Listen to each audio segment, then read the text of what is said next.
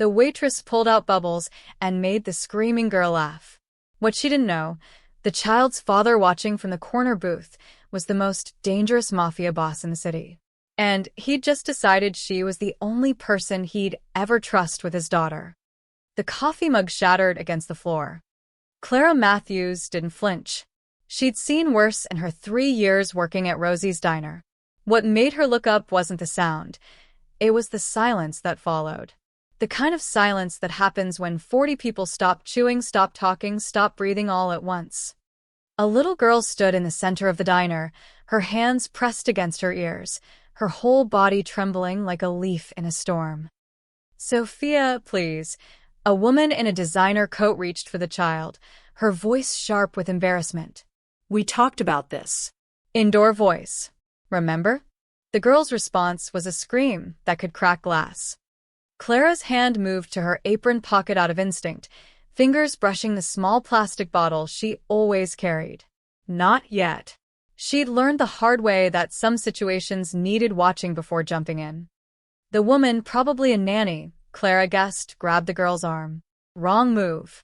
The child's screams doubled in volume, her small body rocking back and forth with increasing intensity. Tears streamed down her face, but she wasn't looking at anyone. Her eyes were fixed on something invisible, something only she could see. "Ma'am," Clara's co-worker Jenny hissed from behind the counter. "Booth 7 is getting annoyed." "Can you handle it?" Yeah, Clara untied her apron, never taking her eyes off the little girl. She'd seen this before. The way the fluorescent lights reflected off the chrome napkin dispensers.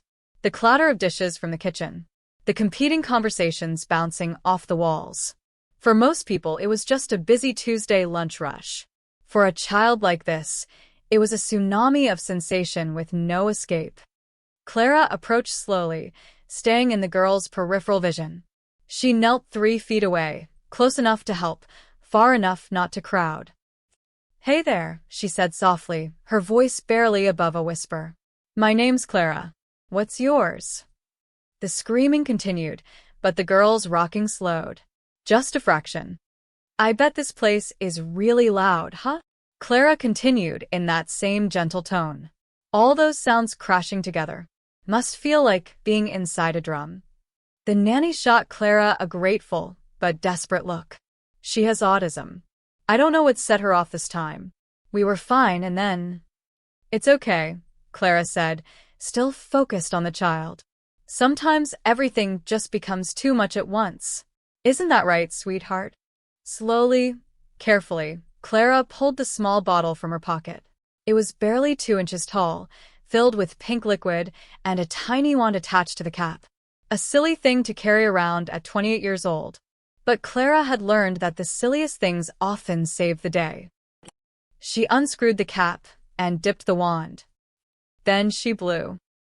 A stream of iridescent bubbles floated through the air, catching the afternoon light streaming through the windows. They drifted lazily, each one a tiny floating rainbow. The screaming stopped. The little girl's hands slowly lowered from her ears. Her dark eyes, still wet with tears, tracked a single bubble as it bobbed past her nose. She hiccuped once, twice, and then her hand shot out, popping the bubble with her finger. A sound escaped her lips. Not a scream this time. A laugh. Small and surprised, like she'd forgotten what laughing felt like. Clara blew more bubbles. The girl popped another, then another, her whole face transforming. The tension melted from her small shoulders. Her body stilled. She was still crying, but differently now, the kind of crying that comes after a storm passes, when you're too exhausted to do anything but let it out. "You like bubbles?" Clara asked softly. The girl nodded, her eyes never leaving the floating spheres. "Me too. Want to know a secret?" Clara leaned in conspiratorially. "I think bubbles are magic. They take all the bad feelings and float them away." "See? There goes one now. And another." The child reached for the wand. Clara handed it over without hesitation. Trust earned, trust given. "Sophia," the girl whispered, so quietly Clara almost missed it. That's a beautiful name, Sophia.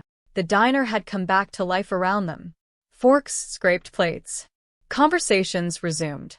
But in their little bubble, Clara smiled at her own pun. There was peace. The nanny exhaled like she'd been holding her breath for an hour. I don't know how you did that. I've been with her for 6 months and I've never. It's all right, Clara said, standing up and brushing off her knees.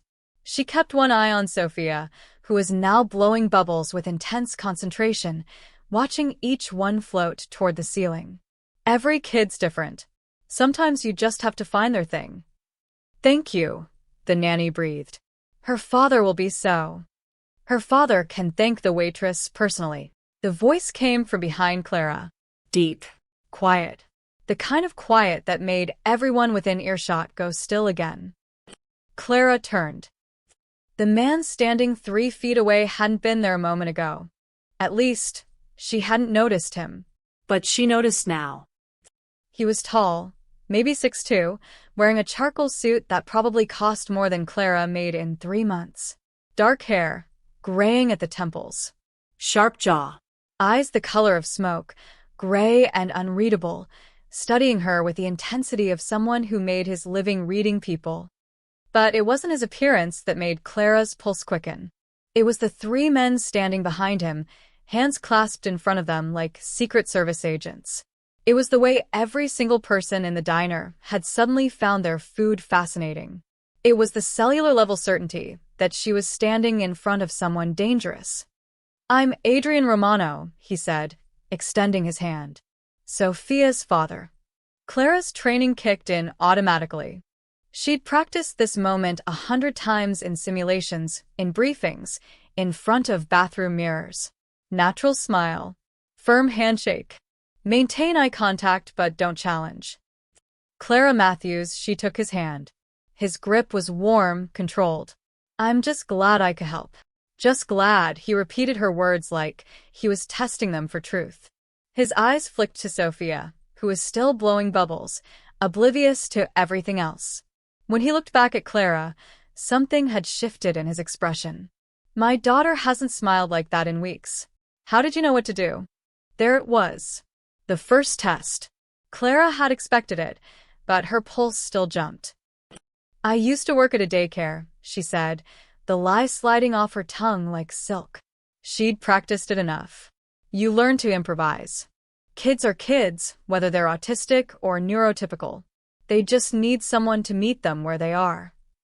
Adrian Romano studied her for a long moment.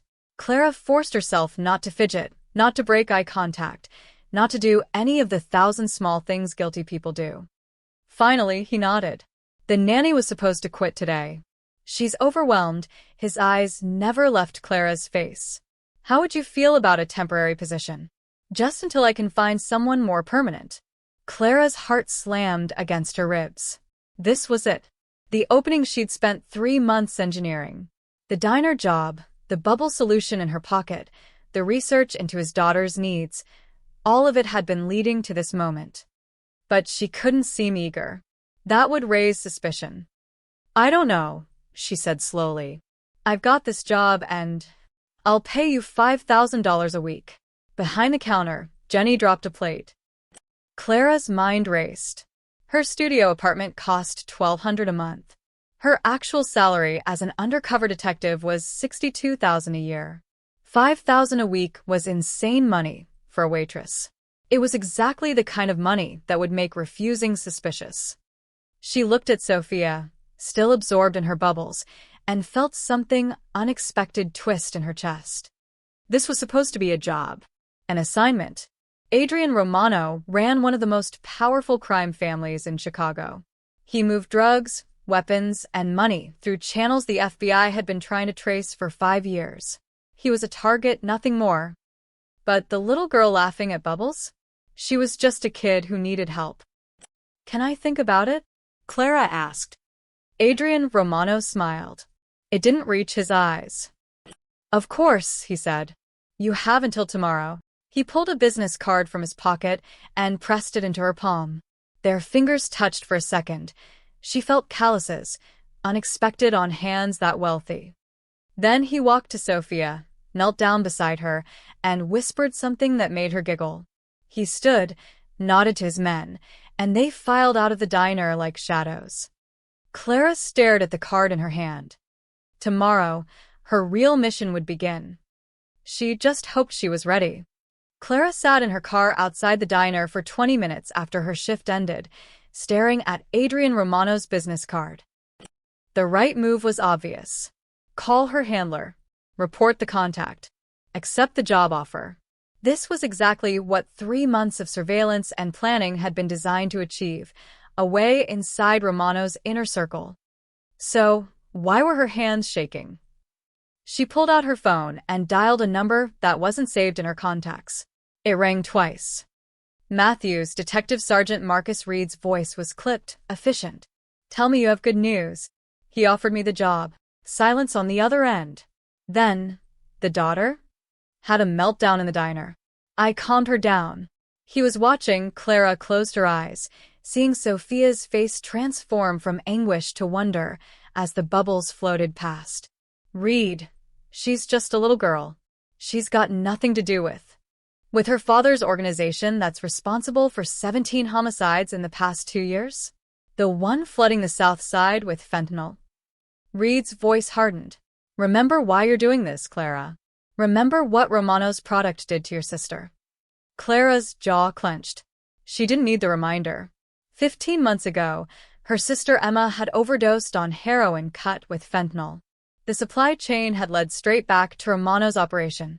Emma was 23. She'd been clean for 6 months before the relapse that killed her. I remember, Clara said quietly. Then you know this is bigger than one kid. We get Romano, we save hundreds of lives. Thousands. Reed's tone softened slightly. I know it's hard, but you're a good cop, Matthews. The best undercover we've got. That's why you're on this. What if he runs a background check? We've had Clara Matthews established for 4 months.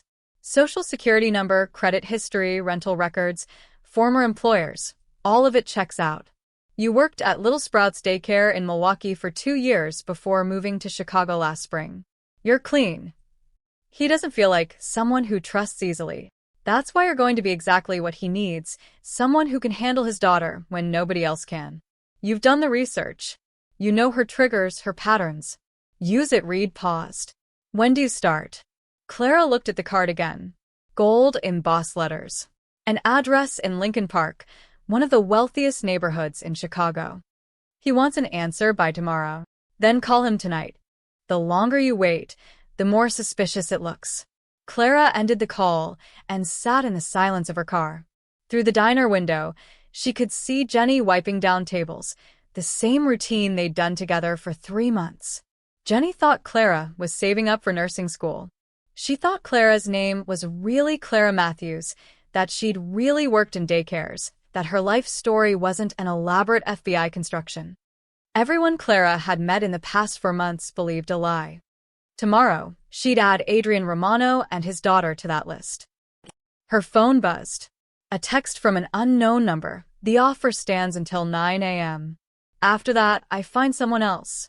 AR. Clara stared at the message. Even his text felt like a test. Decide now. Show your hand. Prove you're who you say you are. She typed back. I'll take the job. When do I start? The response came within seconds. Car will pick you up tomorrow at 8 a.m. Bring a week's worth of clothes. You'll live in. Live in. Clara's stomach dropped. She'd expected visits, maybe some overnight stays. But living in Romano's house meant no privacy, no backup close by, no easy extraction if things went wrong. It also meant complete access. Another text. Address? Clara sent her apartment address, the FBI lease studio in Wicker Park that matched her cover story. Not too nice, not too shabby. Exactly what a former daycare worker turned waitress could afford. See you tomorrow, Clara. She dropped the phone in her lap and pressed her palms against her eyes. This was what she wanted. What she'd worked for. Emma's face flashed in her mind.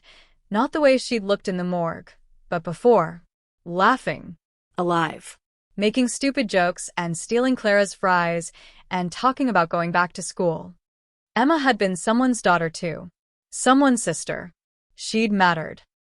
And Adrian Romano's organization had killed her as surely as if they'd put a gun to her head. But Sophia's face intruded on the memory. Those dark eyes, wide with fear, and then wonder. The way she'd reached for the bubble wand with such trust. The sound of her laugh. "She's not your problem," Clara whispered to herself. "She's just part of the job." The words felt hollow. She started the car and drove to her apartment, mentally cataloging what she'd need to pack. Clothes that fit her cover, nothing too expensive, nothing too cheap. The cross necklace she always wore because Clara Matthews was supposedly raised Catholic. The small photo of her family that was actually stock photography. And the bubbles. She'd need more bubbles. Inside her apartment, Clara opened the safe hidden behind her bathroom mirror.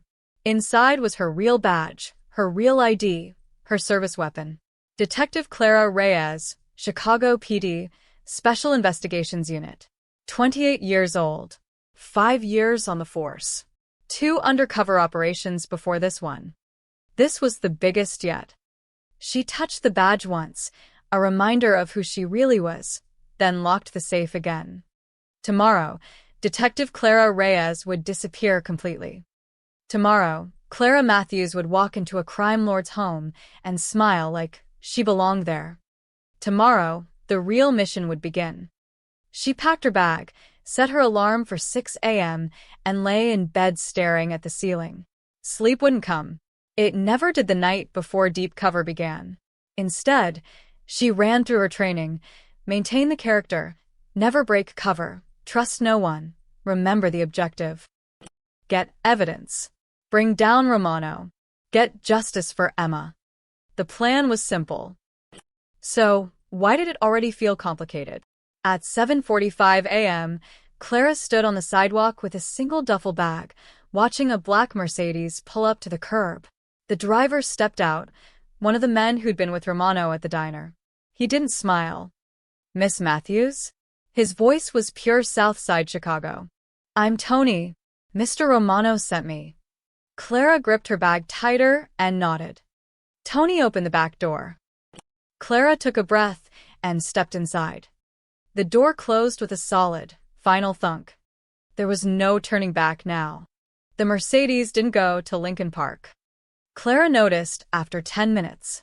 Tony had taken the Kennedy Expressway north, then exited near O'Hare Airport. They pulled into a long-term parking garage, level 3, section D. "Change of plans," Tony said, his eyes meeting hers in the rear-view mirror. "Mr. Romano had a morning meeting. We'd pick you up in 2 hours." Clara's pulse quickened. 2 hours? Where am I supposed to? There's a Starbucks on the ground level. Get some coffee. Relax. He pulled an envelope from his jacket and handed it back. First week's salary. Mr. Romano believes in paying up front. Clara opened the envelope. 50 crisp $100 bills. Tony was already out of the car, opening her door. 2 hours, Miss Matthews. Don't be late. Then he was gone, the Mercedes purring out of the garage. Clara stood alone in the concrete structure, holding $5,000 and her duffel bag. For a moment, she just breathed. Then she pulled out her phone and sent a single text to a different number. Package delayed. 2 hours. The response was immediate. Blue Honda. Level 2. Now. Clara found the stairwell and climbed down 1 level. The blue Honda Civic was parked in a corner spot, windows tinted dark. She opened the back door and slid inside. Detective Sergeant Marcus Reed sat in the driver's seat. In the passenger seat was Special Agent Victoria Chun from the FBI. Both turned to look at her. $5,000 in cash before you even start. Reed whistled low. Romano's either desperate or testing you. Both, probably, Agent Chun said. She was petite, sharp-eyed, and hadn't smiled once in the 6 months Clara had known her. Did you notice the tail? Clara's stomach dropped. What tail? Black Nissan, 3 cars back the whole way from your apartment. One of Romano's guys, Chin pulled out a tablet showing grainy footage of the Mercedes route. He wanted to see if you'd make contact with anyone. You passed. Jesus, Clara breathed. He's already suspicious. He's careful. There's a difference, Reed twisted in his seat to face her fully. Listen, Clara. You're about to enter a fortress. Romano's house has cameras everywhere except the bedrooms and bathrooms. Armed guards rotate every 6 hours. His inner circle, his consigliere, his captains, they're all paranoid by training. One wrong move and… I know the risks, Clara cut him off. What's the play? Agent Chen opened a small black case. Inside was what looked like a normal tube of lipstick. This is a USB drive disguised as makeup. If you can access Romano's computer, even for 30 seconds, plug this in. It'll clone his hard drive wirelessly to our servers. Clara took the lipstick, turning it over in her hands. What if he catches me? Then you're a woman who borrowed his office to fix her makeup. Act embarrassed, apologize, leave. Chen's expression didn't change. But don't get caught. Reed leaned forward. We also need you to identify his key players. We know the names: Victor Castellano, his consigliere; Marco De Luca, his enforcer; Tommy Ricci, his accountant. But we need to know the hierarchy, the relationships, where the money flows. And the drugs, Agent Chen added coldly. We know he's moving fentanyl through the port of Chicago. We need to know the distribution network. Names, locations, schedules. Clara nodded slowly, feeling the weight of it all. How long do I have? However long it takes, Reed said. But the brass is getting impatient. They want results within 3 months or they're pulling you out. 3 months living in a crime lord's house. 3 months lying to a little girl who'd just started to trust someone. What about Sophia? The question slipped out before Clara could stop it. Reed and Chen exchanged a glance. What about her? Chen's voice was carefully neutral. She's 7 years old. Autistic. She has nothing to do with her father's business. She's leverage, Chen said flatly. Romano's only weakness. Every player in Chicago knows if they want to hurt him, they hurt her. That's why he's so desperate to find someone he can trust to keep her safe. She paused. That's also why this cover is perfect. He'll bring you close because of her. Use that. Clara's fingers tightened around the fake lipstick. She's a child. She's a mobster's daughter, Reed said, but his voice was gentler. Look, nobody's asking you to hurt the kid. We're asking you to do your job. Get evidence on Romano. Bring him down. The girl will end up in protective custody, probably with relatives. She'll be fine. And if she's not fine? If taking down her father destroys her? The car went silent. Finally, Agent Chen spoke. Your sister was 23 years old. She had her whole life ahead of her. Romano's product killed her and hundreds like her. You want to tell me that one little girl who'll be placed with family and get the best care money can buy matters more than all those lives? Clara closed her eyes. Emma's face again, cold and still on a metal table. The medical examiner had been kind, professional, but nothing could soften the reality of what Clara had seen. No, she whispered. She doesn't matter more. But the words felt like swallowing glass. Reed handed her a small flip phone. Emergency contact only. It's disguised as a burner. If Romano finds it, you're just a girl with a backup phone. But we'll be listening 24/7. You need extraction, you call. Clara pocketed the phone along with the lipstick. Anything else? She asked. Yeah, Reed's expression was serious. Don't let him get in your head. Romano's charming when he wants to be. He'll seem reasonable, even kind. He'll justify everything he does. Don't buy it. He's a killer who hides behind expensive suits and a sick kid. Clara nodded, but Sophia's laugh echoed in her memory. The pure joy on her face when the bubbles floated past. The way she'd whispered her own name like it was a secret gift. I should go, Clara said. The 2 hours are almost up. She climbed out of the Honda, duffel bag in hand. Before she closed the door, Chen called out, Detective Reyes? Clara paused. It had been months since anyone had called her by her real name. Don't forget who you are, Chen said. And why you're doing this. Clara nodded once and shut the door. She walked back up to level 3 and found a concrete pillar to lean against. She had 40 minutes before Tony returned. 40 minutes to be Clara Reyes, to remember her badge and her oath and her sister's face. Then she'd become Clara Matthews again. And she'd walk into Adrian Romano's home with a smile. At exactly 2 hours, the black Mercedes pulled up. Tony stepped out, his face unreadable. "Ready, Miss Matthews?" Clara picked up her bag and smiled. "Ready." The Romano mansion wasn't what Clara expected. She'd imagined something garish, marble columns, gold fixtures, the kind of wealth that screamed for attention. Instead, the 3-story brick estate in Lincoln Park was understated elegance. Ivy climbed the east wall. A Japanese maple tree shaded the circular driveway. If not for the security cameras hidden in the eaves and the 2 men in suits flanking the front door, it could have been any wealthy family's home. Tony didn't walk her to the entrance. He simply nodded toward the door and drove the Mercedes around back. Clara climbed the stone steps alone. Before she could knock, the door opened. The woman standing there was 60-something, gray hair pulled into a tight bun, wearing a black dress that suggested staff rather than family. Her eyes were cold as January. "You're the new girl, not a question. An accusation." "Clara Matthews. I'm here too." "I know why you're here." The woman stepped aside, but barely. Clara had to turn sideways to enter. "I'm Mrs. Castellano. I manage the household. You'll report to me and Mr. Romano. Nobody else." The foyer was all dark wood and soft lighting. A curved staircase led to the second floor. Oil paintings lined the walls, landscapes mostly, nothing personal. Classical music drifted from somewhere deeper in the house. "Rules," Mrs. Castellano said, closing the door with a solid thunk. "No questions about Mr. Romano's business. No wandering the house without permission. No phone calls from the landline. Your room is 3rd floor, east wing.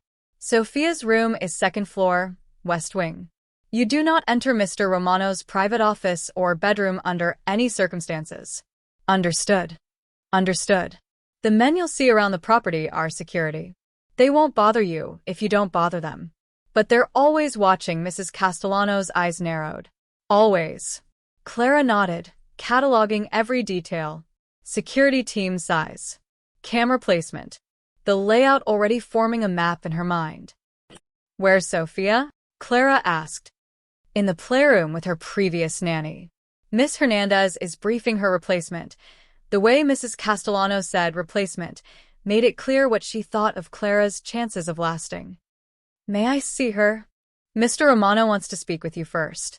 This way." They walked through a living room that looked like it had never been lived in, down a hallway lined with closed doors, and stopped at the last one. Mrs. Castellano knocked twice. "Come in," Adrian Romano's voice, muffled by the door. The office was surprisingly modest. A desk, 2 chairs, built-in bookshelves filled with leather-bound volumes. Floor-to-ceiling windows overlooked a garden where roses were just beginning to bloom. Adrian sat behind the desk, reading something on his laptop. He didn't look up immediately. Mrs. Castellano left without a word, closing the door behind her. Clara stood in silence, waiting. This was another test. She could feel it. Finally, Adrian closed the laptop and stood. Today he wore dark slacks and a white shirt, sleeves rolled to his elbows. Without the suit jacket, he looked younger, more human, more dangerous. "Miss Matthews, welcome to my home." He gestured to a chair. "Please sit." Clara sat, keeping her posture relaxed but not too casual. Confident but not cocky. Adrian remained standing, studying her from across the desk. "I had you investigated last night. Former daycare worker, moved to Chicago 8 months ago, clean record. Currently working at Rosie's Diner to make ends meet. Single, no family in the area." He paused. "You're exactly who you say you are." Clara's heart hammered but her face stayed calm. "Did you expect something different?" "I always expect different." He moved to the window, hands in his pockets. "My daughter is the most important thing in my world, Miss Matthews. The only thing that matters. I don't trust easily. I don't trust often. But Sophia smiled at you. That counts for something." She's a sweet kid. She's a complicated kid. Adrian turned to face her. Her mother died when Sophia was 3. Car accident. Since then, she's been difficult to reach. She doesn't like to be touched. She doesn't speak much. Most people frighten her. Clara heard the pain beneath his words. Whatever else Adrian Romano was, he was a father struggling with a child he couldn't help. But yesterday, he continued, you gave her bubbles and she laughed. You didn't push, didn't force, didn't try to fix her. You just met her where she was. That's all she needed. Can you do it again? Every day? When she has meltdowns at 3 a.m. When she won't eat for 2 days. When she screams because the seam on her sock isn't straight? Adrian's voice hardened. This isn't playing with bubbles in a diner, Miss Matthews. This is real. This is hard. Are you ready for hard? Clara met his eyes. I'm ready. A knock at the door interrupted them. Mrs. Castellano entered, her expression tight. Sir, Miss Hernandez is leaving now. Sophia is asking for the bubble lady. Something flickered in Adrian's face. Surprise, maybe. Or hope. Take Miss Matthews to the playroom, he said. Clara followed Mrs. Castellano up the curved staircase to the second floor. She counted doors, noted windows, memorized the floor plan. 4 men in suits were stationed at various points, one at the top of the stairs, one in the hallway, 2 outside what must be Adrian's private quarters. They all watched her pass with identical suspicious stares. The playroom door was painted sky blue with white clouds. Mrs. Castellano opened it without knocking. Sophia, you're new. She didn't get to finish. Sophia stood in the center of the room surrounded by scattered toys. When she saw Clara, her whole face lit up. She ran, actually ran, and threw her small arms around Clara's legs with such force it nearly knocked her over. Bubbles. Sophia squealed. You came back. Clara's breath caught. She knelt down, letting Sophia's weight settle against her. The little girl was wearing a yellow dress and mismatched socks.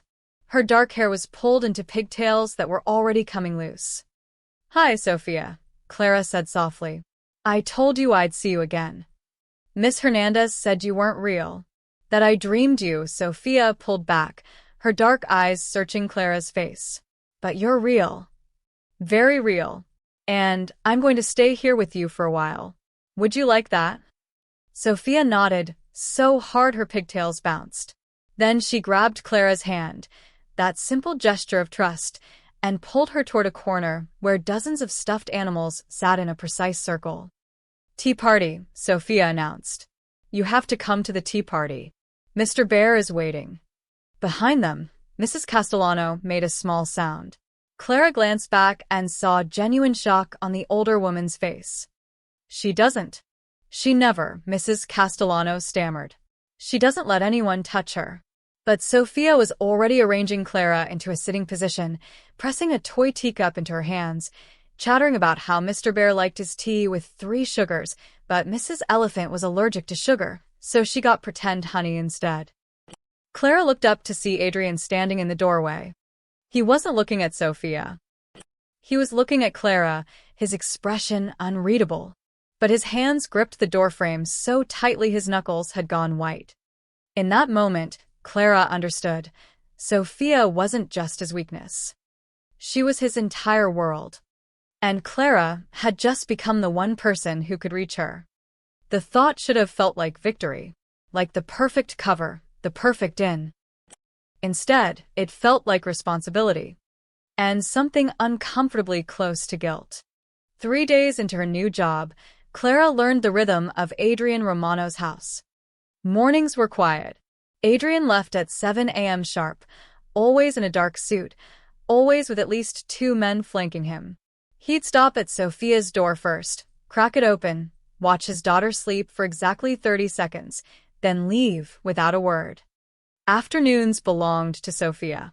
Clara would spend hours in the playroom, the garden, or Sophia's room, wherever the little girl felt comfortable. They'd blow bubbles, arrange stuffed animals, read the same 3 books over and over because Sophia loved the repetition. Evenings were when the house came alive. Cars would arrive. Men in expensive suits would file into Adrian's office. Sometimes Clara heard raised voices. Once, she heard something shatter. But mostly, she heard nothing, just the low murmur of conversations behind closed doors. And Clara watched. Always watched. On her fourth night, she was reading to Sophia when she heard footsteps in the hallway. Through the cracked bedroom door, she saw 3 men pass. Adrian, a silver-haired man in his 60s, and a younger guy built like a linebacker. "The shipment's ready," the silver-haired man said. "Port Authority inspection is scheduled for Thursday, but our guy will be working that day. Should be clean." "How much?" Adrian's voice was all business. 40 kilos. Street value around 2 million each. Clara's hand froze on the page. 40 kilos of what? Cocaine? Heroin? The fentanyl that killed Emma? "And once upon a time," Sophia whispered, poking Clara's arm. "You stopped reading." Clara forced a smile. "Sorry, sweetheart. Where were we?" But her mind was racing. Port Authority. Thursday. A corrupted inspector. This was exactly the kind of intelligence Reed and Chin needed. After Sophia fell asleep, Clara slipped the emergency phone from her pocket and texted, "Shipment Thursday. Port of Chicago. 40 kilos. Corrupt inspector." The response came within minutes. Description of the men. Clara texted back. Silver hair, 60s. Younger guy, 6 feet 4 inches, 250 pounds. Victor Castellano and Marco DeLuca. Good work. Keep going. Clara deleted the texts and hid the phone in her pillowcase. Mission progressing. Evidence gathering. Everything going according to plan. So, why did her chest feel tight? The next morning, Clara woke to screaming. She bolted from her third-floor room and ran down 2 flights of stairs. Sophia's door was open.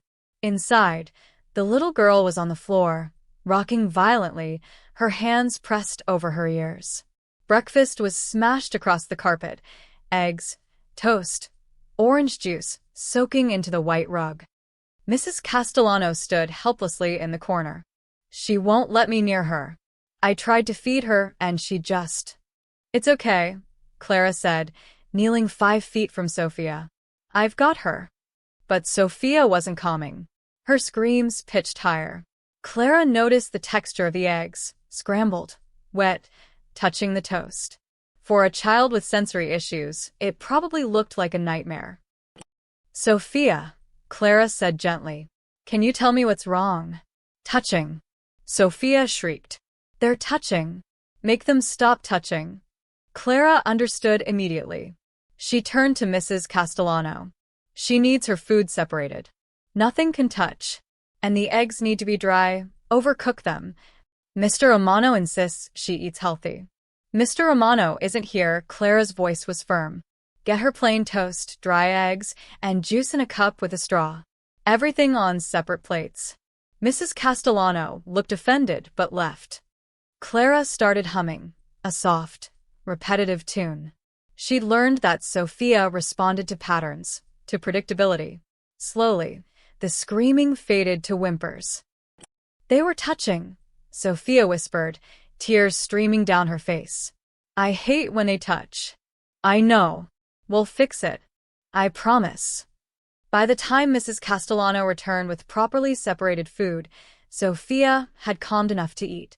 She took small, careful bites, her whole body still trembling. Clara heard footsteps and looked up. Adrian stood in the doorway in a t-shirt and sweatpants, the first time she'd seen him in anything but a suit. His hair was messy. He looked like he'd just woken up. And his eyes were devastated. "I heard her screaming from 3 floors away," he said quietly. "I thought," he stopped, jaw clenching. "I thought someone had hurt her." "It was the eggs," Clara explained. "They were touching the toast. She needs everything separated." Adrian stared at his daughter, who was now eating peacefully, like the meltdown had never happened. "I didn't know that. Most people wouldn't. I'm her father. I should know." The pain in his voice was raw. "I've had 6 nannies in 2 years. None of them lasted more than 3 months. None of them could." He gestured helplessly at Sophia. Do what you do. Clara wanted to feel triumph. This was vulnerability, proof that Adrian needed her, that her cover was solid. Instead, she felt something uncomfortably like sympathy. It's not about knowing everything, Clara said. It's about paying attention. Sophia tells you what she needs. You just have to listen differently. Adrian was quiet for a long moment. Then he walked into the room and sat on the floor across from his daughter. Not close enough to crowd her. Just present. Sophia, he said softly. I'm sorry about breakfast.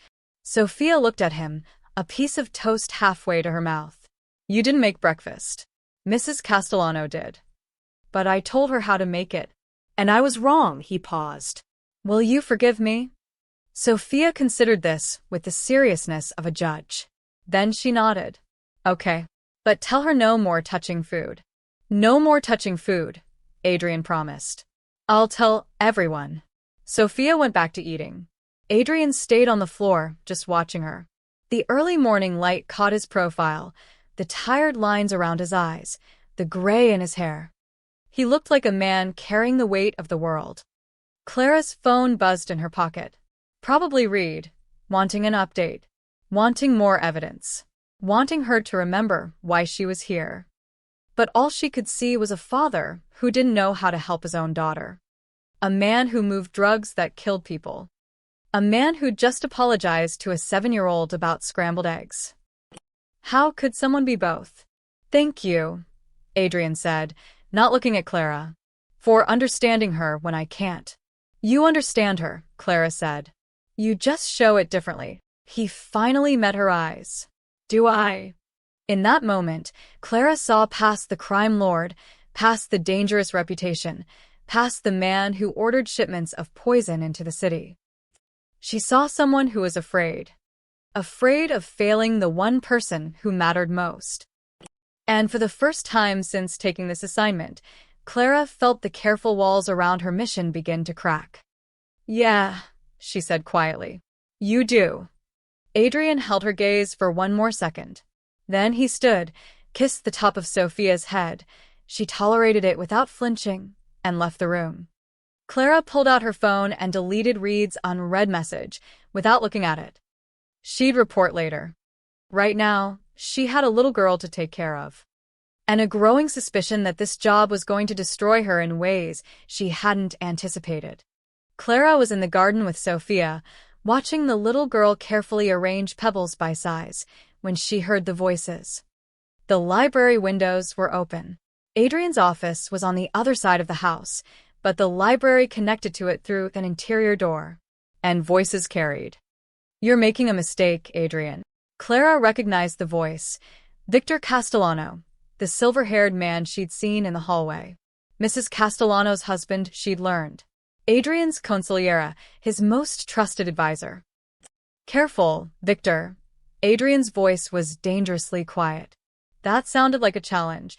It's a concern. A legitimate one inch another voice. Marco De Luca, the enforcer. We don't know this girl. She shows up out of nowhere, wins over your kid in 5 minutes, and now she's living in your house? It stinks. Clara's hands stilled on the pebbles. Sophia looked up at her, sensing the tension. Keep sorting, Clara whispered. You're doing great. But she moved closer to the windows, straining to hear. I had her investigated, Adrian said. She's clean. Investigations can be faked. A third voice. Older, rougher. Tommy Ricci, the accountant. I've faked enough background checks to know. You want me to dig deeper? Real deep. No, Adrian's response was immediate. Leave her alone. Why? Victor pressed. Give me one good reason why we should trust a stranger in your home during the most sensitive operation we've run in 5 years. Silence. Clara's heart hammered. What operation? The port shipment? Something bigger. She helped Sophia, Adrian finally said. That's reason enough. Bullshit, Marco's voice rose. You've gone soft, boss. That kid's got you twisted up. First you won't let us do the casino job because it's too risky with her in the house. Then you pull back on the Brooklyn deal because you want to be home for her bedtime. And now you're bringing in some random waitress because she blows bubbles? Watch your mouth, Marco. Adrian's voice could have cut steel. That's my daughter you're talking about. And this is our organization, Victor said, calmer but no less firm. The family we've built over 30 years. You think the Salvatores won't notice you've got a weakness living under your roof? You think Constantine and his Russians won't see an opening? One hit on this girl, and you're compromised. Then make sure there's no hit. Or get rid of her before she becomes a problem, Tommy again. There's plenty of other nannies. Ones we can vet properly. Ones we can control. No. Adrian. I said no. A chair scraped. Clara imagined Adrian standing, using his height to dominate the room. Sophia has been unhappy for 4 years. 4 years of therapists and specialists and nannies who lasted weeks before quitting.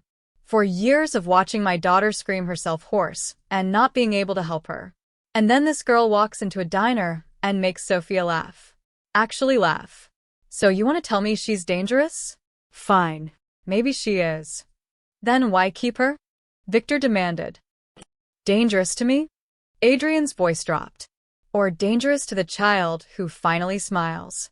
The words hung in the air. Clara felt something twist in her chest. He was defending her. A man who'd built an empire on violence and crime was defending her because she'd made his daughter happy. And she was lying to him every single day. I understand your concern, Adrian continued, his tone more measured now. I do. But Sophia needs stability. She needs someone who understands her. Clara is that person. Until I have reason to believe otherwise, she stays. Just like that? Marco sounded incredulous. You're willing to risk everything on a gut feeling? I'm willing to risk everything for my daughter. That's not new information, gentlemen. What if she's a plant? Tommy asked. What if someone sent her? The feds have been sniffing around since the Rodriguez bust. What if this is how they get inside? Clara's blood went cold. Then she would have made a move by now, Adrian said. But there was something in his voice, doubt, maybe, suspicion. She's had access to the house for a week. Nothing's missing. No questions asked. She does her job and goes to bed. You sure about that? Victor asked. You watch her every second. The cameras do. Clara's stomach dropped. Of course there were cameras. She'd known that. But hearing Adrian confirm he was watching her, looking for mistakes. Cameras don't catch everything, Marco muttered. Then what do you suggest? Adrian's patience was wearing thin. You want to bug her room? Follow her to the bathroom? Treat her like a criminal for the crime of being good with children. I want you to be careful, Victor said quietly. You're not just a father, Adrian. You're the head of this family. Your decisions affect all of us. If this girl brings heat, we all burn. Noted. Is it? Victor pressed. Because from where I'm sitting, you're already attached. I see how you look at her. Not just as Sophia's caretaker. As. Enough. Adrian's voice cracked like a whip. We're done here. The Thursday shipment proceeds as planned. Marco, you handle port security. Tommy, the payment's ready. Offshore account, untraceable. Good. Victor, anything else? Any actual business to discuss? A pause. Then, just be careful, Adrian. That's all I'm asking. This girl shows up at the exact right moment, says all the right things, fits perfectly into the space Sophia needs filled. Doesn't that seem convenient? Life is rarely convenient, Adrian said. Sometimes we just get lucky. And sometimes, Victor replied, we get played. Footsteps approached the door. Clara grabbed Sophia's hand. Come on, sweetie. Let's go inside and get a snack. But I'm not done sorting. We'll finish later. I promise. Clara hurried Sophia through the garden door and into the kitchen, her mind racing. They knew something was off. They were watching her, suspicious, waiting for her to slip. And Adrian? He was defending her. But Victor was right, he was also watching. Searching for proof that his instincts were wrong. The kitchen door swung open. Clara's heart jumped. But it was just Mrs. Castellano, her expression even colder than usual. Mr. Romano wants to see you, she said. In his office. Now. Sophia tugged Clara's hand. Don't go. Stay and play. I'll be right back, sweetheart. I promise. Clara followed Mrs. Castellano through the halls, every step feeling like walking to an execution. Had they decided? Was she about to be thrown out? Or worse? Mrs. Castellano knocked once and opened the door. Adrian sat at his desk alone now. His eyes met Clara's, and she saw it. The suspicion Victor had planted. The doubt. He was looking at her the way a predator studies prey, trying to decide if she was a threat. Close the door, Adrian said quietly. Mrs. Castellano left. The door clicked shut. Clara was alone with a man who could make her disappear with one phone call. And he knew she was hiding something. The question was, did he know what? Adrian gestured to the chair across from his desk. Sit. Clara sat, keeping her expression neutral despite her racing heart. Adrian didn't speak immediately. He opened a drawer, pulled out a folder, and placed it on the desk between them. Clara's own face stared up at her from a photograph, leaving her apartment, walking into Rosie's diner, getting into Tony's car. I've been watching you, Adrian said. Every day since you arrived. Looking for inconsistencies. Mistakes. Something that doesn't add up. Clara forced herself to breathe normally. And you're exactly who you say you are. You care about Sophia. You don't ask questions. You don't snoop, he paused, studying her face. But my counsel thinks you're too perfect. Too convenient. They think someone sent you. Did they? That's what I'm asking you. Clara met his eyes. This was the moment. One wrong word, one flicker of guilt, and everything would unravel. Mr. Romano, I'm a waitress who needed better pay. Your daughter needed help. That's all this is, she kept her voice steady. If your men want to investigate me more, that's fine. But while they're doing that, Sophia still needs someone. And right now, I'm the only one she trusts. Adrian's jaw tightened. You're using my daughter. I'm helping your daughter. There's a difference. They stared at each other across the desk. Clara could feel the danger radiating off him, the barely contained violence of a man who'd built an empire on knowing when people were lying. Finally, Adrian closed the folder. Victor wants me to fire you. Marco wants me to have you followed everywhere. Tommy wants a full deep dive investigation, the kind that takes weeks and costs a fortune. What do you want? I want to trust you. The admission seemed to cost him. But trust is expensive in my world. People who trust end up dead. Then don't trust me, Clara said. Just let me do my job. Watch me all you want. Bug my room, follow me, investigate every day of my life. But let Sophia have someone who understands her. Adrian was quiet for a long moment. Then he stood and walked to the window, his back to her. My wife used to say I saw threats everywhere. That I needed to let people in. His voice was soft, almost reflective. She was wrong. The moment I let my guard down, she died. Clara's breath caught. What happened? Car bomb. Meant for me. She was borrowing my car because hers was in the shop. He turned, his face a mask of controlled pain. So you'll forgive me if I don't just let you in, Miss Matthews. Everyone close to me ends up paying the price. For a moment, Clara forgot she was undercover. Forgot about Reed and Chun and the mission. All she saw was a man haunted by loss, trying desperately to protect the one person he had left. I'm sorry, she said quietly. And she meant it. Adrian's expression hardened. Don't be sorry. Just prove me right. Prove that you're exactly who you say you are. How? Stay. Do your job. Don't give me a reason to doubt you. He moved back to his desk. That's all. Clara stood. And if your counsel disagrees? My counsel doesn't run this family. I do. His eyes locked on hers. But if you betray me, Miss Matthews? If you're working for someone else? They won't find your body. It wasn't a threat. It was a promise. Clara nodded and left the office, her legs somehow still working despite feeling like water. That night, Clara waited until Sophia was asleep before climbing to her third-floor room. She pulled out the emergency phone and sent a single text. Need to talk. Urgent. 20 minutes later, her phone buzzed. Navy Pier. South Side. 1 hour. Clara slipped out through the kitchen door. The security cameras caught her leaving, but she'd learned their patterns. There was a 15-second gap when the south gate camera rotated away. Just enough time. She caught a bus downtown and found Reed waiting on a bench near the Ferris wheel, pretending to watch the water. "You're compromised," he said without preamble when she sat down. "Romano's suspicious. He questioned me today. I handled it. For now. But his people are digging. If they dig deep enough, the cover will hold." "You said it yourself," Clara cut him off. "What did you need to talk about?" Reed turned to face her fully. "Agent Chun is pulling the plug. She says you've been in there a week with minimal intel. One shipment tip that we can't even act on without blowing your cover. She wants results or she wants you out." Clara's stomach dropped. "I need more time."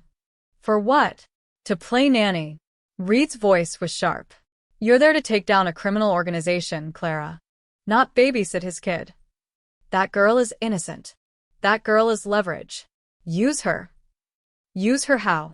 Clara's voice rose. "She's 7 years old. She has autism. She trusts me. You want me to exploit that? I want you to do your damn job." Reed stood, pacing. "Your sister is dead because of Romano's operation. You begged for this assignment. You said you wanted justice. Well, this is what justice looks like. It's not pretty, it's not fair, and sometimes innocent people are collateral damage." Clara felt sick. Sophia is not collateral damage. Then what is she? Your new best friend? Your pet project? Reed leaned close, his voice dropping. "Listen to yourself. You're defending him. You're protecting her. That's not our mission. The mission is to gather evidence. That takes time. Trust. The mission is to bring down Adrian Romano." Reed pulled out his own phone, showing her a photo. A young woman, blonde, barely 20. "This is Melissa Grant. 19 years old. Overdosed last week on fentanyl-laced heroin. Romano's product. While you're playing house, girls like this are dying." Clara looked away. "I know." Do you? "Because from where I'm standing, you're getting soft. You're starting to care about them." Reed's expression hardened. "That's how undercovers fail, Clara. They forget which side they're on." "I haven't forgotten." "Then prove it. Chun wants actionable intelligence in 48 hours, or she's extracting you. Find Romano's distribution network. Get into his computer. Do whatever you have to do. And, if I can in 48 hours. Then you failed. And we'll find another way in." Reed stood. "Don't come to this meeting spot again. Too risky. Use the emergency line only. And Clara..." He paused. "Remember why you're doing this. Remember Emma." He walked away, leaving Clara alone on the bench. She pulled out her real phone, the one Clara Matthews carried, and scrolled to a photo she kept hidden in a locked folder. Emma, laughing at some joke Clara had made, her whole face bright with life. Emma, who trusted the wrong dealer. Emma, who died alone in a bathroom. Emma, who deserved justice. But when Clara closed her eyes, she didn't see Emma. She saw Sophia's face, trusting and innocent. She saw Adrian watching his daughter sleep, whispering that she was all he had left. She was supposed to destroy them. She was supposed to gather evidence, build a case, and watch Adrian Romano go to prison for the rest of his life, while Sophia ended up in foster care or with distant relatives who didn't understand her needs. That was justice. So, why did it feel like revenge? Clara deleted Reed's number from her call history and headed back to the mansion. She had 48 hours to choose, her mission or her conscience. She just didn't know which choice she could live with. 24 hours left. Clara woke to that thought and fell asleep to it. 24 hours to find evidence Chun would accept. 24 hours to justify staying, to keep Sophia from losing another person she trusted. 24 hours to betray Adrian Romano. She tried that morning. While Sophia was at her weekly occupational therapy session and Adrian was in a meeting, Clara slipped into the library. The fake lipstick USB drive was in her pocket, ready. Adrian's laptop sat on the library desk, closed but not locked away. Clara's hand hovered over it. Just 30 seconds, Chen had said. Plug it in, let it clone, walk away. But the office door was open. Victor Castellano walked past every few minutes. Security cameras tracked the hallway. And somewhere in her chest, a voice whispered, "This is wrong." She'd pulled her hand back and left empty-handed. Now she was running out of time. That afternoon, Sophia wanted to bake cookies. "Can we? Please?" The little girl bounced on her toes, a rare display of excitement. "The recipe book has pictures. I can follow pictures." Mrs. Castellano looked horrified. "The kitchen is not a playground." "It's fine," Clara said. "We'll clean up after." They spent 2 hours measuring flour and sugar, Sophia insisting everything be precise. Not a grain over the line. When an egg cracked messily, Sophia froze, her breathing quickening. "It's okay," Clara said quickly. "We'll just scoop out the shells." See? Problem solved. Sophia's panic faded. They continued. The cookies were lopsided and slightly burned, but Sophia stared at them like they were treasures. "We made these," she whispered. "By ourselves. You did most of the work. Can we give one to Daddy?" Clara's throat tightened. Of course. They found Adrian in his office on the phone with someone, his voice clipped and professional. But when he saw Sophia holding a paper plate with a cookie, his expression softened completely. "Gentlemen, I'll call you back," he ended the call without waiting for a response. "What's this?" "We baked," Sophia announced. "Try it." Adrian took the cookie, examined it seriously, and took a bite. His eyebrows rose. "This is delicious." "Really?" Sophia's whole face lit up. "Really?" He pulled her into a hug. She tolerated it for 3 seconds before squirming away. "You're a master chef." Sophia giggled and ran off to give cookies to the security guards. Adrian looked at Clara, still holding the half-eaten cookie. "Thank you." "For what?" "For making her feel normal," his voice was quiet. Even if just for an afternoon, Clara should have left. Should have maintained professional distance. Instead, she sat in the chair across from him. "Can I ask you something?" Adrian nodded. "Why this life?" She gestured around them. "You clearly love her. You could have gone legitimate, raised her somewhere safe." Adrian was silent for a long moment. "This life chose me before I chose it. My father was in the organization. His father before him. By the time I was old enough to make my own choices, I was already in too deep." He set down the cookie. "And then Maria, my wife, she saw something in me worth saving. She made me promise that if we had children, I'd find a way out. But you didn't." "I tried. After Sophia was born, I started moving assets, making plans. Then Maria died and he stopped, jaw tightening. The men who planted that bomb are still out there. If I go legitimate, I lose my protection. I lose the resources to keep Sophia safe. So I stay. A prisoner of your own empire." Something like that. He met her eyes. "Does that make you afraid? Knowing what I am?" Clara should have said yes. Should have reinforced the barrier between employer and employee. "No," she said instead. "It makes me sad." Something flickered in Adrian's expression. Surprise, maybe. Or recognition. "You're different than I expected," he said softly. "What did you expect?" "Someone who'd run when things got hard. Someone who'd see Sophia as a job, not a person." He paused. "Someone who wouldn't call me out on my choices. Is that what I did? Isn't it?" They stared at each other. The moment stretched, charged with something Clara didn't want to name. Adrian's phone buzzed. The spell broke.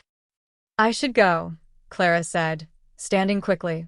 Sophia's probably covered the guards in cookie crumbs. But as she reached the door, Adrian called out, "Clara?" She turned. "Thank you," he said again. "For everything." The sincerity in his voice nearly broke her. That night, Clara couldn't sleep. 18 hours left. She needed to make a decision. Call Reed, ask for an extraction, admit failure, or find the evidence, complete the mission, destroy the fragile world Sophia had started to build. At 2 a.m., she gave up on sleep and wandered downstairs for water. That's when she heard it, a soft voice from Sophia's room. The door was cracked open. Clara peered inside. Adrian sat in the chair beside Sophia's bed, watching his daughter sleep. He'd changed from his suit into a t-shirt and jeans, his hair mussed like he'd been running his hands through it. "I'm trying," he whispered to Sophia's sleeping form. "I know I'm not good at this. Not like your mother was. She always knew what to say, what to do. She made everything easier." Sophia shifted in her sleep, clutching her stuffed bear. Adrian's voice cracked. "You're all I have left, baby girl. The only good thing in my whole damn life. And I'm terrified every day that I'm going to fail you. That I'll mess you up worse than you already are. That I'll..." He stopped, pressing his palms to his eyes. Clara's chest ached. This wasn't the crime lord. This wasn't the dangerous man who threatened to disappear bodies. This was just a father, broken and struggling and alone. "She's all I have left," Adrian whispered. Clara should have left. Should have slipped away unseen. Instead, she knocked softly on the doorframe. Adrian's head snapped up, his expression transforming instantly to guarded alertness. But when he saw it was Clara, some of the tension eased. "Can't sleep either?" he asked quietly. Clara shook her head and stepped into the room. "I heard you talking. I'm sorry, I didn't mean to intrude." "It's all right," he looked back at Sophia. "I do this sometimes. Come in here, talk to her when she can't hear me. It's pathetic." "It's not pathetic. It's human."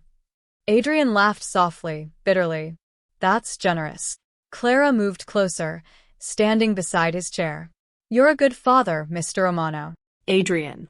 "And no, I'm not. A good father wouldn't raise his daughter in a world like mine. A good father loves his daughter. Protects her. Tries to do better." Clara's voice was gentle. "That's you." Adrian looked up at her. In the dim light from Sophia's nightlight, his eyes were vulnerable in a way she'd never seen. "Why do you care?" he asked. "You barely know us." "Because I'm supposed to destroy you," Clara thought. "Because you're a criminal, and I'm a cop, and this is my job." "Because Sophia deserves someone who cares," she said instead. "And so do you." The words hung between them. Adrian stood slowly, and suddenly he was close. Too close. Clara could smell his cologne, see the flecks of gold in his gray eyes. "You're dangerous, Clara Matthews," he said softly. Her pulse raced. "Why?" "Because I'm starting to believe you actually mean that." They stood in the darkness, inches apart, the sleeping child between them a reminder of everything at stake. Clara knew she should step back, should remember who she was, what she was doing here. But all she felt was the devastating weight of guilt and attraction, and something that felt terrifyingly like real emotion. "I should go," she whispered. "Yeah," Adrian agreed. But neither of them moved. Finally, Clara forced herself to step back, to leave the room, to flee to her own quarters before she did something unforgivable. Behind her closed door, she pulled out the emergency phone with shaking hands. 15 hours left. She typed, "I need more time." Reed's response was immediate, no extensions. "Evidence by 9 a.m. or extraction. Those are your orders." Clara stared at the message until it blurred. Then she made her choice. She deleted the message, turned off the phone, and hid it in the back of her drawer. Tomorrow, she'd face the consequences. Tonight, she was just going to let herself feel. Even if it destroyed her. 9 a.m. came and went. Clara watched the clock in Sophia's playroom tick past the deadline, her stomach in knots. Her phone, the regular one, not the emergency burner, stayed silent. No call from Reed. No extraction team at the door. Just silence. Either they were giving her more time, or they'd already written her off as compromised. She didn't know which was worse. "Clara?" Sophia tugged her sleeve. "You're not listening." "Sorry, sweetheart." "What were you saying?" "Mr. Bear wants to know if you're sad." Clara looked at the stuffed bear Sophia held up, its button eyes somehow accusatory. No, Clara, leave. I'm just thinking. About what? About how I'm betraying your father. About how I'm betraying my badge. About how I don't know who I am anymore. About what to have for lunch, Clara said instead.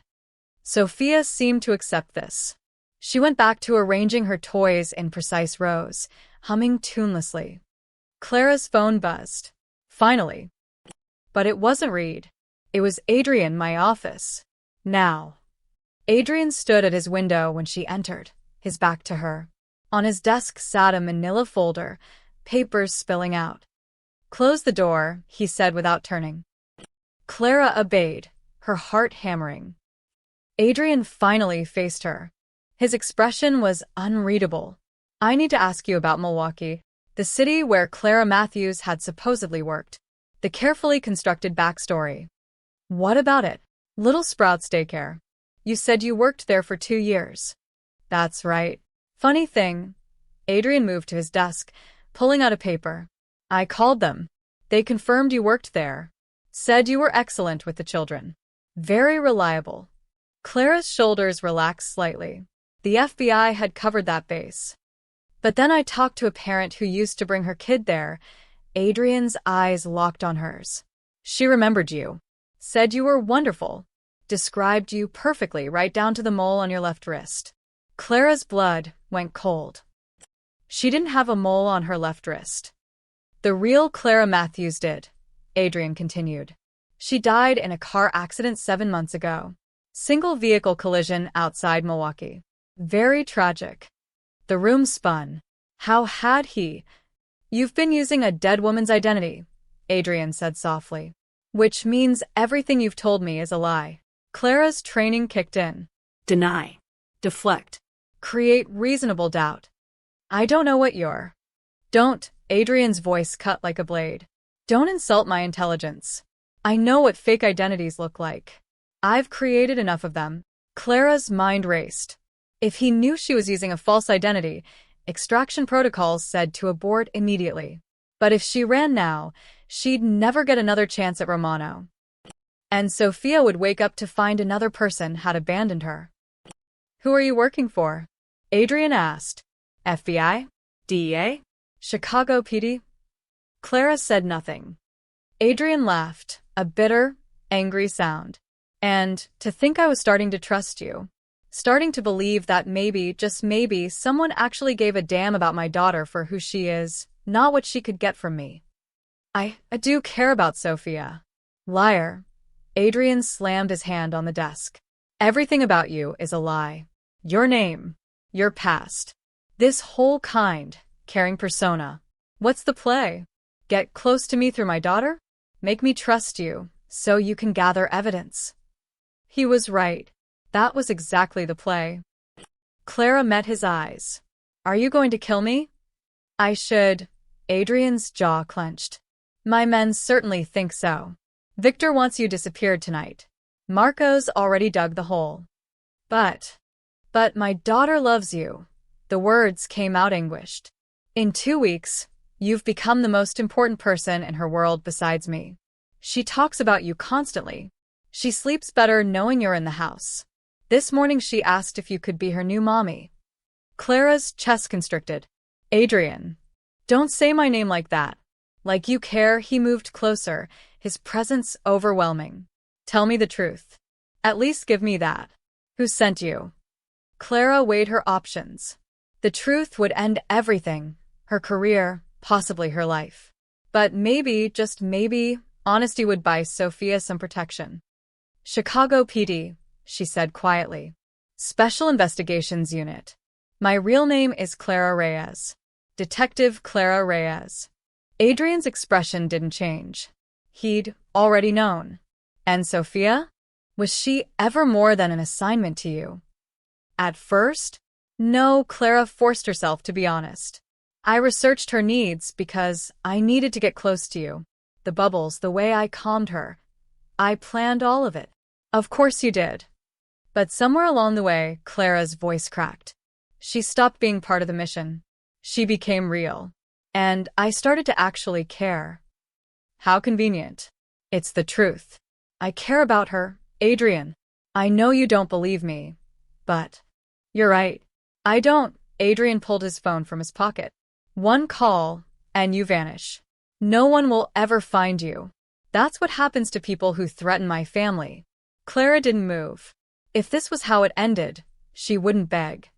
Adrian's finger hovered over the screen. Then a small voice came from the doorway. Daddy? They both turned. Sophia stood there in her yellow dress, her stuffed bear clutched to her chest, her eyes wide and confused. Why are you yelling? She asked. Are you mad at Clara?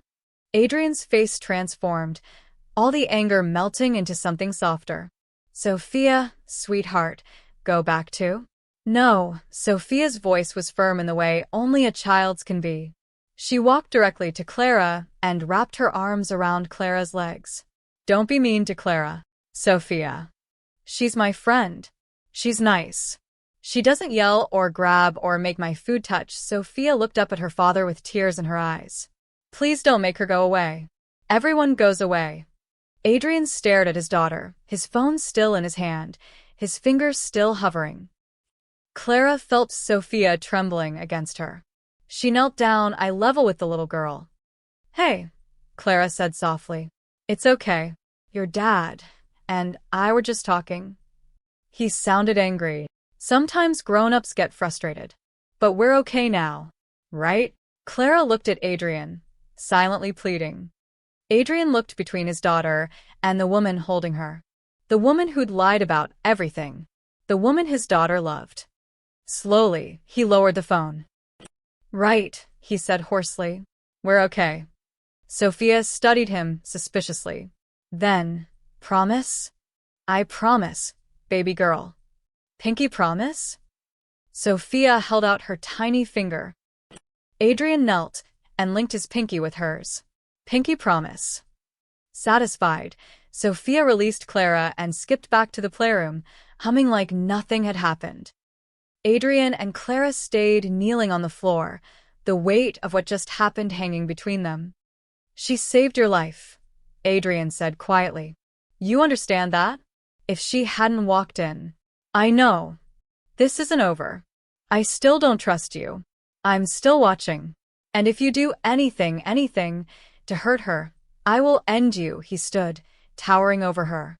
But as long as Sophia needs you, you stay. Clara stood on shaky legs. And when she doesn't need me anymore? Adrian's smile was cold. Then we'll see if you're as good at running as you are at lying. He walked to his desk, picked up a different folder, and handed it to her. Inside were documents, fake papers, a new identity. Clara Reynolds, Canadian citizen, former teacher. This is who you are now, Adrian said.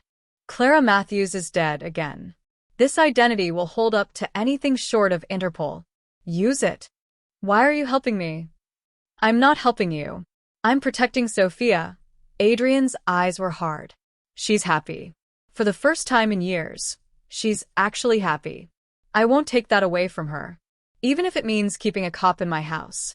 What about your men? Victor and... They'll do what I tell them, but they'll also be watching you every second. One mistake, detective, and they won't wait for my permission. Clara nodded. The reprieve was temporary. Fragile, but it was something. Thank you, she said. Don't thank me. Just your job. Take care of my daughter. And stay out of my business. He sat at his desk, effectively dismissing her. We clear? Crystal. Clara turned to leave. Detective Reyes? She paused at the door. I meant what I said. I'm watching. And unlike you, I don't lie about who I am. His voice was ice. I'm a monster who loves his daughter. Remember that before you decide where your loyalties lie. Clara left the office, her whole body shaking. She'd survived. Barely. But now Adrian knew the truth, or part of it, and she was more trapped than ever. The worst part, she wasn't sure she wanted to escape anymore. 3 days after Adrian learned the truth, life continued in an uneasy truce. Clara took care of Sophia. Adrian watched Clara like a hawk. And somewhere in the background, Victor and Marco circled like sharks smelling blood. On Thursday afternoon, Sophia begged to go to the park. Please. She bounced on her toes. I want to feed the ducks. We have bread. Clara said we could. Adrian looked at Clara with those cold, suspicious eyes that had replaced the warmth from before. It's safe, Clara said. Lincoln Park is public, lots of witnesses. She needs fresh air. Fine, Adrian stood from his desk. I'll come with you. That wasn't normal. Adrian rarely joined their outings. You don't have to. I'm coming. His tone left no room for argument. 30 minutes later, they walked through Lincoln Park. Adrian, Clara, Sophia, and 2 security guards trailing 20 feet behind. Marco and another enforcer named Joey. Sophia ran ahead to the pond, bread clutched in her small hands. She laughed as ducks waddled toward her, quacking. Stay where I can see you, Adrian called. I will, Daddy. Clara stood beside Adrian in tense silence. Finally, she spoke. You really think I'd hurt her? I think you're a cop in deep cover who's already lied about everything else. So yeah, I don't know what you'd do. I'd die before I let anything happen to her. Adrian looked at her sharply. We'll see. That's when Clara noticed them. 2 men in windbreakers, hands in pockets, walking too purposefully. 3 more spreading out near the tree line. Not casual parkgoers. Hunters. Her training kicked in. Adrian. I see them. His voice was deadly calm. He pulled his phone, texted something rapid. To Marco. Get Sophia. Now. But it was too late. The first shot shattered the afternoon quiet. It missed Adrian by inches, slamming into the tree behind him.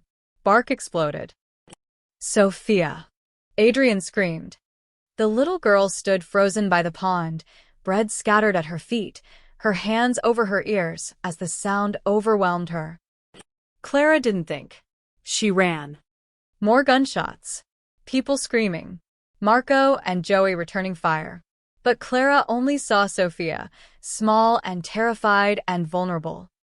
She reached the girl as another shot rang out. Clara grabbed Sophia, wrapped herself around the child's body, and dove behind a concrete bench.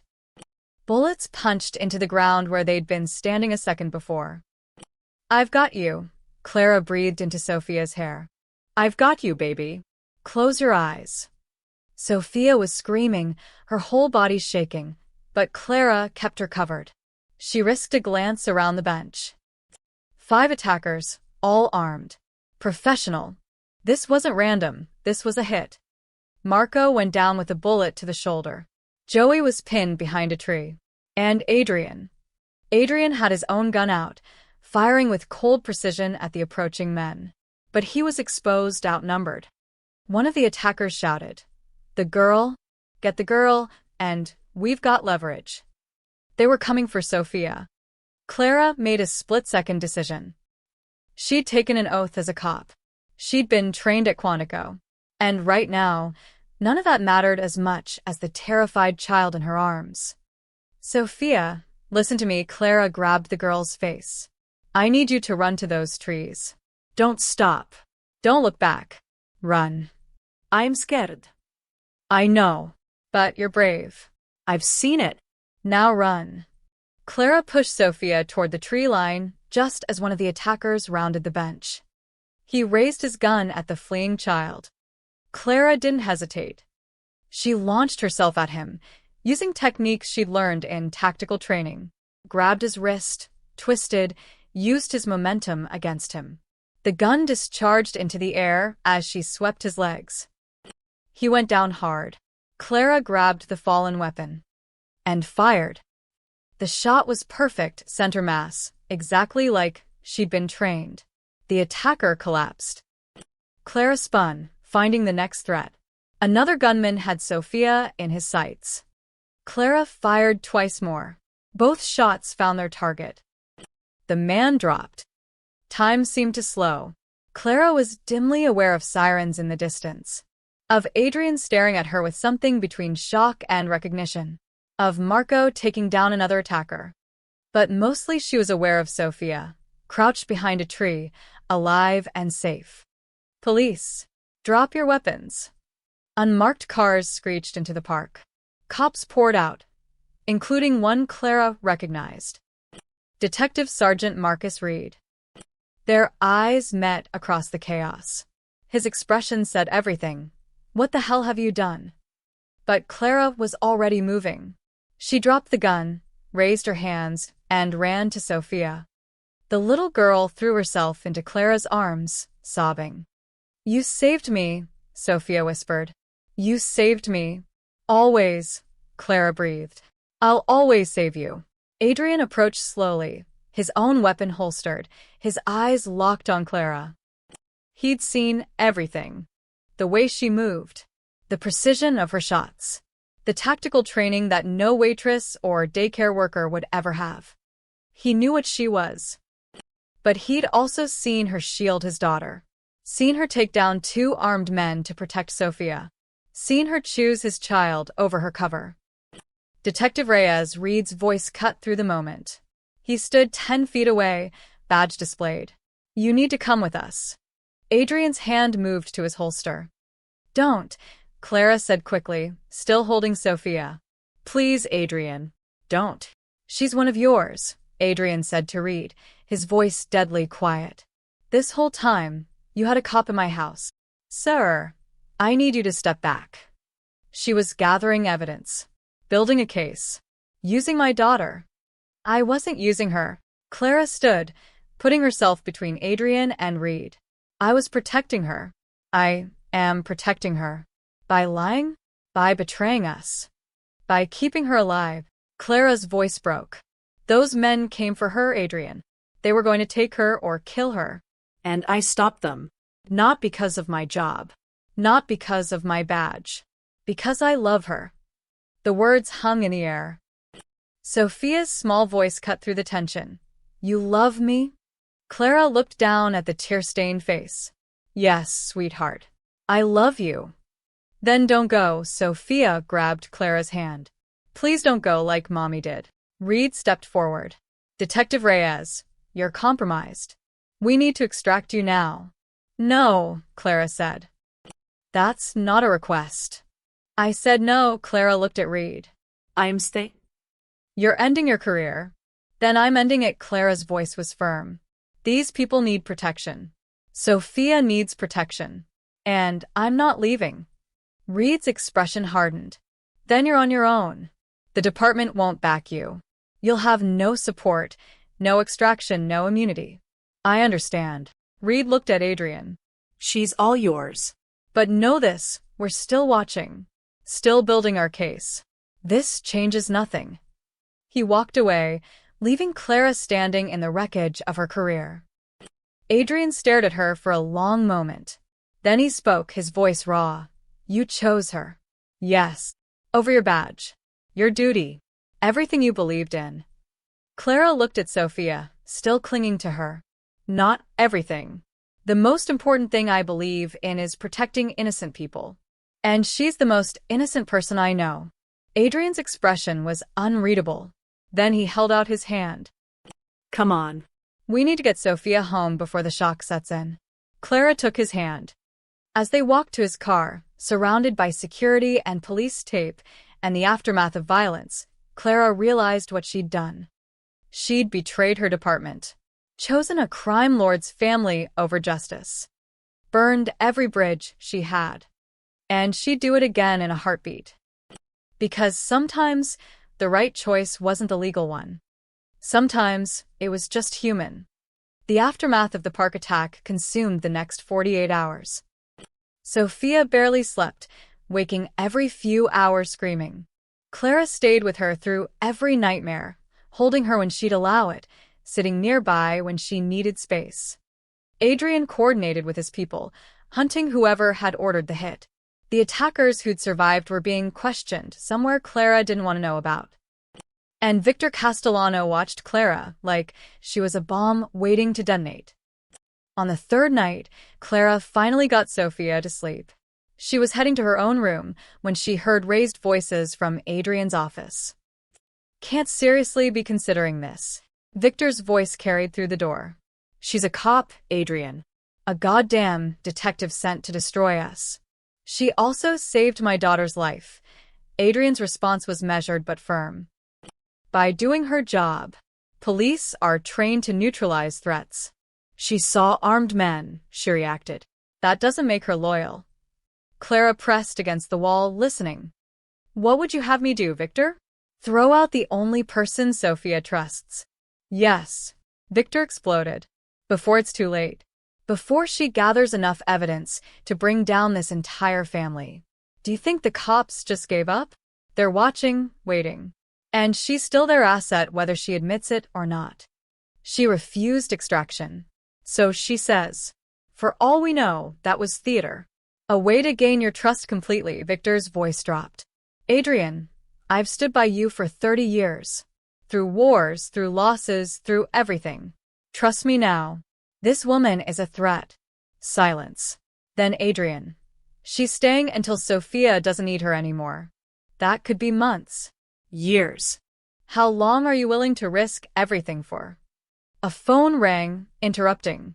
Clara heard Adrian answer. What? A pause. You're certain? When? Another pause, longer this time. I understand. Increased security. No one in or out without my approval. What is it? Victor asked. That was our contact in the Salvatore family. Adrian's voice was ice. They know about Clara. Everything. That she's a cop, that she was sent to infiltrate us. Even details about her assignment. Clara's blood went cold. How? Victor demanded. Someone leaked her personnel file. The Salvatores are planning to expose her at Friday's council meeting, when all the families gather. They want to embarrass me publicly, prove I'm weak, vulnerable. That I let a cop into my inner circle. Friday? That's 2 days from now. They're forcing my hand. Either I handle her before the meeting, or they'll do it for me. Make it clear I've lost control. Clara's phone buzzed in her pocket. She pulled it out, the emergency burner she'd been ignoring. Reed's message. They know everything. Extract now. This is your last chance. Her fingers hovered over the keyboard. One word, and a team would come for her. She'd be safe, protected, away from the danger closing in. She looked toward Sophia's room, where the little girl finally slept peacefully. Clara deleted the message and turned off the phone. In the office, Victor spoke. So what do we do? I don't know yet. Adrian, you need to decide. Your feelings for this woman. I don't have feelings for her. Don't you? Victor's voice was softer now. I see how you look at her. How Sophia's not the only one who's changed since she arrived. You're risking everything. Your position, your safety, this family's entire operation, because you can't separate the woman who helps your daughter from the cop who's trying to destroy you. That's not. It is. And the Salvatores know it. They're going to use it against you. Against all of us. A pause. You want my advice? Send her away tonight. Tell her to disappear and never come back. We'll explain to Sophia, help her adjust. But get her out before Friday. Clara held her breath, waiting for Adrian's response. No. Adrian. I said no. We're not sending her away. Adrian's voice was firm. The Salvatores want to embarrass me? Fine. Let them try. But I'm not making decisions based on fear of what they might do. Then, what's your play? I'm going to that meeting. And I'm bringing Clara with me. Clara's eyes widened. You can't be serious, Victor said. You'd parade her in front of every family boss in Chicago? Admit you knowingly kept a cop in your house. I'm going to show them exactly what happened. That yes, she was sent to infiltrate us. Yes, she's a cop. But she also chose my daughter over her badge. She killed to protect Sophia. She burned her entire career to keep her safe. Adrian paused. That's not weakness, Victor. That's leverage. Any boss in that room would kill to have someone that loyal. They'll never believe it. They'll think she's playing you. Then I'll prove otherwise. I'll put her in that room, with all our enemies, and dare them to touch her. If she's really still working with the cops, she'd never agree to it. It would compromise every investigation. Clara's mind raced. He was right. Going to a meeting with every crime family in Chicago would end any remaining credibility she had with law enforcement. It would be a public declaration of which side she'd chosen. It would make her a criminal. This is insane, Victor muttered. Maybe. But it's also the only move that keeps everyone safe. Sophia, Clara, and this family's reputation. Adrian's voice hardened. We're not running. We're not hiding. We're facing this head-on. Footsteps approached the door. Clara quickly moved away, slipping into a shadowed alcove. Victor emerged first, his face tight with frustration. Then Adrian. He stopped directly in front of Clara's hiding spot. You can come out now, detective, he said without looking at her. I know you're there. Clara stepped into the light. Adrian turned to face her. You heard? Yes. And? Are you going to run? Call your handler? Beg for extraction? Clara met his eyes. I already turned off my phone. Something flickered in Adrian's expression. The meeting's Friday at 8 p.m. You'll come with me. You'll stand in front of every crime boss in the city while the Salvatores reveal who you really are. And when they're done, you'll tell them exactly what you told me in the park. That I chose Sophia. That you chose us. Adrian moved closer. This is your last chance, Clara. After Friday, there's no going back. You won't just be a cop who went rogue. You'll be a criminal in the eyes of the law. Everything you were, everything you believed in, gone. Clara thought about Emma, about the oath she'd taken, about the badge locked in her apartment safe. Then she thought about Sophia's nightmares, about the trust in her eyes, about a little girl who'd lost so much already. I understand, Clara said. I'll be there. Adrian studied her for a long moment. I hope you know what you're doing. So, do I. He walked away, leaving Clara alone in the hallway. She pulled out her regular phone and sent one final text to read. I'm out. Don't look for me. His response came immediately. You're making a mistake. Maybe she was. But it was her mistake to make. Clara went to her room, pulled out the lockbox where she kept her real badge, and stared at it for the last time. Detective Clara Reyes had died the moment she chose a mobster's daughter over justice. Now there was only Clara, no last name, no badge, no past. Just a woman who'd chosen love over law. And Friday night, she'd face the consequences. The Venetian room was exactly what Clara expected: dark wood paneling, cigar smoke, and enough firepower to start a war. 20 men sat around the massive table. Family bosses, consiglieras, enforcers. The most dangerous people in Chicago gathered for their monthly council. And Clara walked in holding Adrian Romano's hand. The room went silent. Gentlemen, Adrian said calmly, pulling out a chair for Clara. I believe you all know my daughter's caretaker. Salvatore, a fat man with dead eyes, smiled like a shark. Oh, we know her. Question is, do you? I know exactly who she is. Adrian sat beside Clara, his posture relaxed. But she felt the tension coiled in him like a spring. Detective Clara Reyes, Chicago PD, sent undercover 3 months ago to gather evidence on my organization. Gasps around the table. Victor closed his eyes like he'd seen this coming. Marco's hand moved toward his holster. You admit it? Konstantin, the Russian boss, leaned forward. You knowingly harbor police in your home? I admit she was a cop when she arrived. Past tense. Adrian's voice was steel. She's not anymore. Once a cop, always a cop, Salvatore sneered. She's playing you, Romano. Making you weak. That's why we're calling for a vote tonight. Either you remove this liability or we remove you both. Clara's heart hammered. A vote. They were going to force Adrian to choose between her and his position. There won't be a vote, Adrian said quietly. You don't get to decide that. The door burst open. Everyone's hand went to their weapons. But it wasn't an attack. It was Sophia.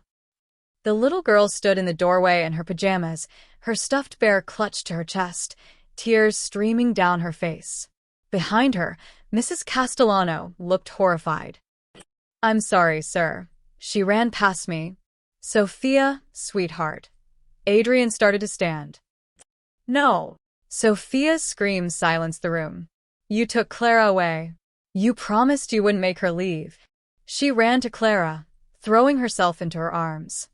Clara caught her automatically, her throat tight. Sophia, what are you doing here? Mrs. Castellano said you went to a dangerous place. That you might not come back. Sophia's voice broke. Like Mommy. She said she was coming back too, but she didn't.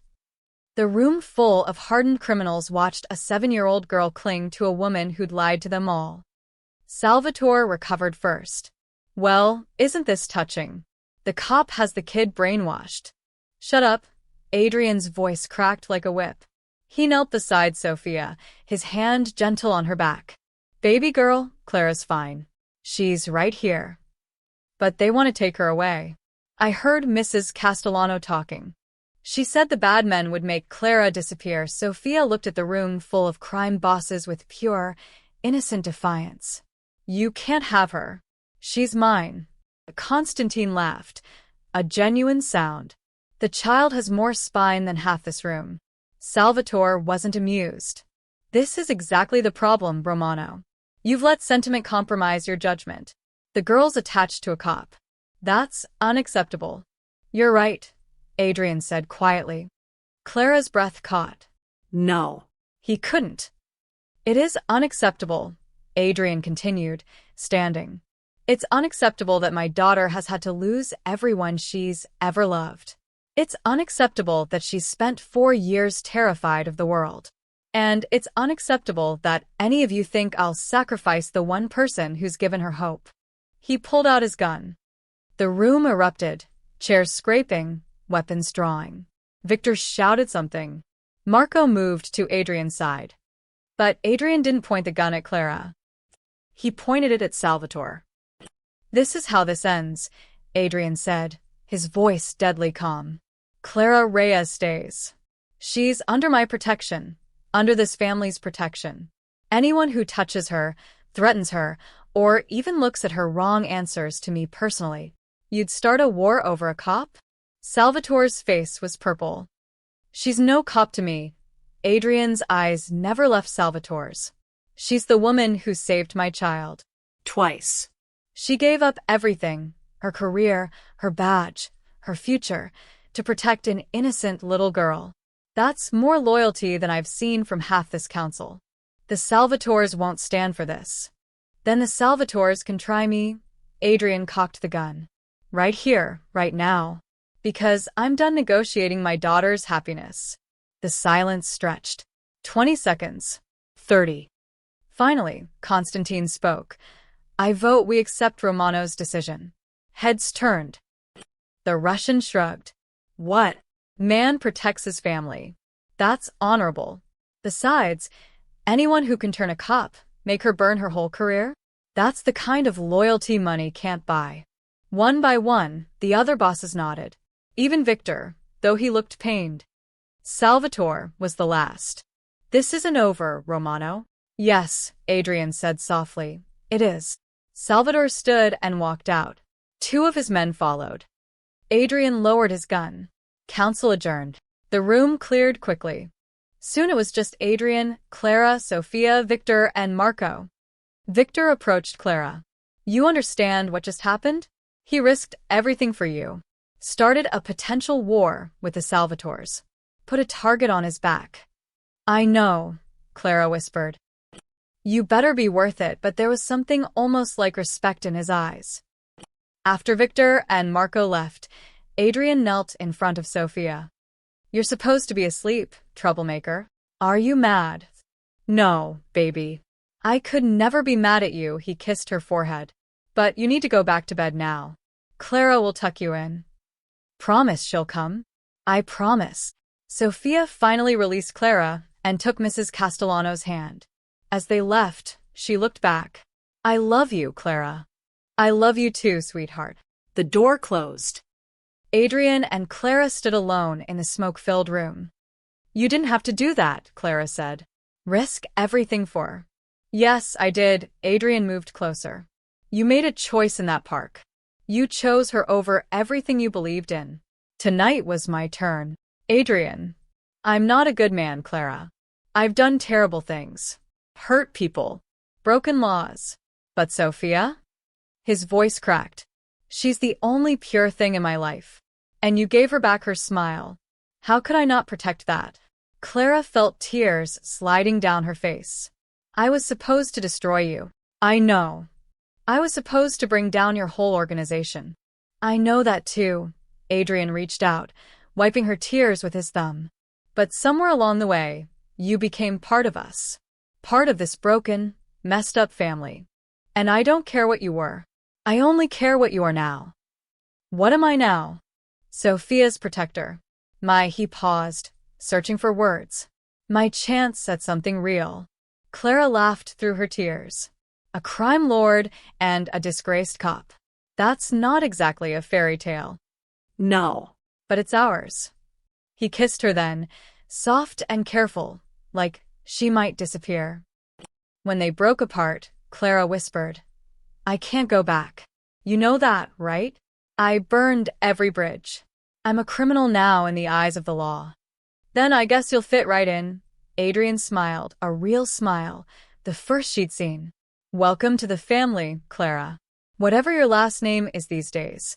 How about Romano? The words slipped out before she could stop them. Adrian's breath caught. You mean that? Ask me again in a year. When you're sure I'm not still secretly gathering evidence. I'm sure now. How? Because you're still here. Because you chose her. Because he pulled her close.